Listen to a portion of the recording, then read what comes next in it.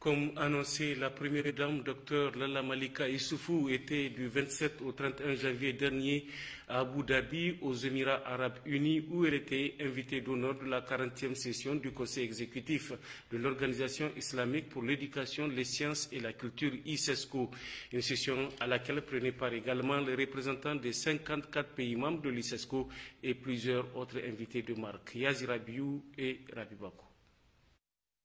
C'est le lundi 27 janvier 2020 que la première dame, Dr Lalla Malika Issoufou, est arrivée à Abu Dhabi, aux Émirats arabes unis.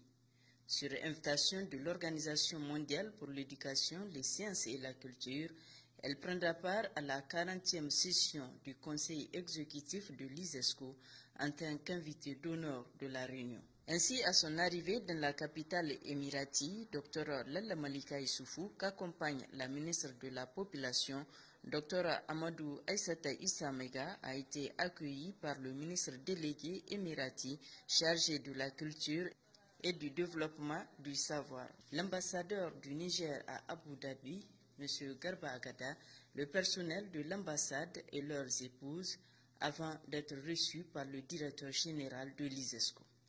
C'est le Centre national des expositions d'Abu Dhabi qui a servi de cadre aux travaux de cette 40e session de l'organisation à laquelle prennent part les représentants des 54 pays que compte l'ISESCO. Une rencontre donc d'envergure et d'une importance capitale qui doit permettre à l'organisation de se doter d'un nouveau plan d'action qui prendra en compte les aspirations des populations des différents États membres et des réalités de la Oumma islamique, tout en tenant compte du contexte du monde actuel.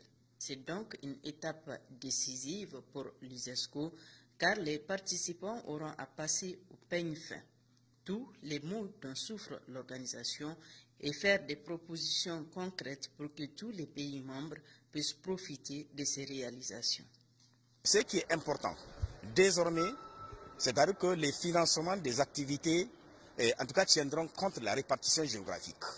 C'est-à-dire qu'il n'est plus question de concentrer le financement au niveau d'un seul continent ou au niveau, je ne sais pas, d'un pays. Non, désormais, c'est-à-dire que les financements seront répartis de manière équitable justement entre les différents continents et à l'intérieur d'un même continent.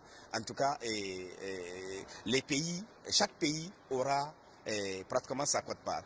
Et ce qui est plus important aussi, c'est que désormais, ce n'est plus à cette organisation de décider pour les États membres. Non, l'expression du besoin se fera à la base. C'est-à-dire désormais, il nous reviendra à nous donc d'exprimer les besoins donc dans le domaine éducatif, dans le domaine des sciences, de la culture, de la communication. Qu'est-ce que nous voulons, en quoi nous voulons que l'ISESCO effectivement donc aide le Niger par exemple.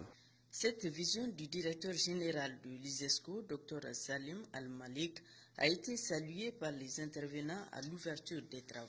Dr Noura Bint Mohamed Al-Kabi, ministre émirati de la Culture et du Développement du Savoir, présidente de la Commission nationale pour l'éducation, la culture et les sciences, Dr Boubacar Doukouré, président du Conseil exécutif de l'ISESCO, Dr Ali Zedan Abou Zuhri, président de la conférence générale de l'ISESCO, et Dr Lalla Malika Issoufou, invité d'honneur de la 40e session du Conseil exécutif de l'ISESCO.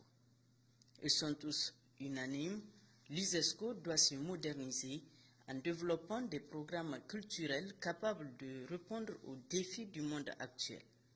La première dame, Dr Lalla Malika Issoufou, dont la présence a donné un cachet particulier à cette rencontre, a tenu à saluer tout d'abord le rôle que joue l'ISESCO dans le soutien à l'éducation et aux communautés démunies avant de faire un plaidoyer en faveur de l'éducation, notamment celle de la jeune fille.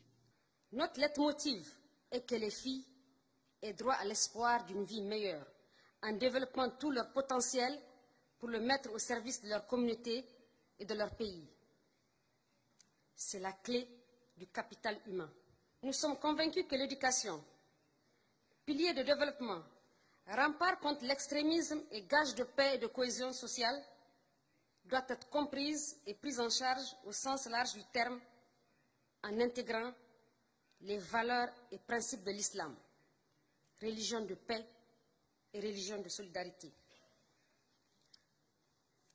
Nous ne pouvons répondre à la crise de l'éducation si nous n'abordons pas la question plus large des croyances culturelles néfastes telles que les mariages d'enfants, la non-scolarisation des filles. En écoutant le directeur général de l'ICESCO, j'ai découvert une organisation qui, dans sa vision et mission, cherche à renforcer l'éducation des filles pour assurer un meilleur équilibre du monde islamique, une vision à laquelle j'adhère parfaitement. C'est avec un grand espoir que j'invite tous les acteurs de développement à se joindre à moi pour porter, soutenir et mettre en œuvre cette nouvelle vision de l'ICESCO. Tout en transmettant les vœux de plein succès aux travaux de cette 40e session de l'ICESCO, du président de la République, chef de l'État Issoufou Mahamadou, dont l'engagement pour les questions de paix et de développement social ne fait l'ombre d'aucun doute, la première dame a salué la riche coopération entre le Niger et l'ICESCO, avec notamment l'organisation très prochaine à Niamey d'une caravane humanitaire et la rencontre des premières dames de l'ICESCO. En mars prochain, Niamey se propose d'accueillir le lancement de l'initiative du réseau des premières dames de l'ICESCO pour la paix, la protection et l'autonomisation des filles, des femmes, dédiées à la protection et au bien-être des communautés les plus démunies. Autant de thématiques au cœur des actions de la Fondation Tatali Yali que j'ai l'honneur de présider. Investir sur la femme, c'est investir dans l'avenir. Je saisis la présente occasion pour vous inviter toutes et tous à découvrir le Niger si riche dans sa diversité. Un hommage mérité a été rendu à la première dame par le directeur général de l'ICESCO et les différents responsables de l'organisation pour son leadership et ses actions en faveur de la promotion de la femme et l'amélioration des conditions de vie des couches vulnérables de la société.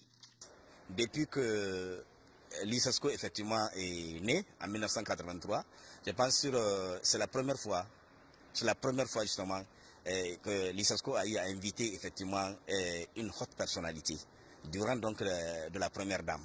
Et voyez-vous, nous, c'est un honneur pour nous que finalement le premier choix du directeur général effectivement de l'ICESCO soit porté sur la première dame, donc Dr Lalla Malika du Niger. Et je pense que ça nous a beaucoup réconforté. Et ce choix, non seulement d'abord nous honore, mais ce choix aussi va certainement nous permettre à nous Niger de tirer profit justement de tout ce qu'il y a au niveau de l'ICESCO. Il est à noter que des prix ont été décernés dans le domaine de l'alphabétisation, de l'éducation non formelle, la promotion des ressources éducatives et des ressources numériques pour tous. En marge de cette réunion, la première dame, Dr Lalla Malika Issoufou, a reçu les épouses des diplomates africains accrédités à Abu Dhabi et le ministre d'État président de l'université La Sorbonne d'Abu Dhabi qui a promis les bourses au profit des jeunes nigériens.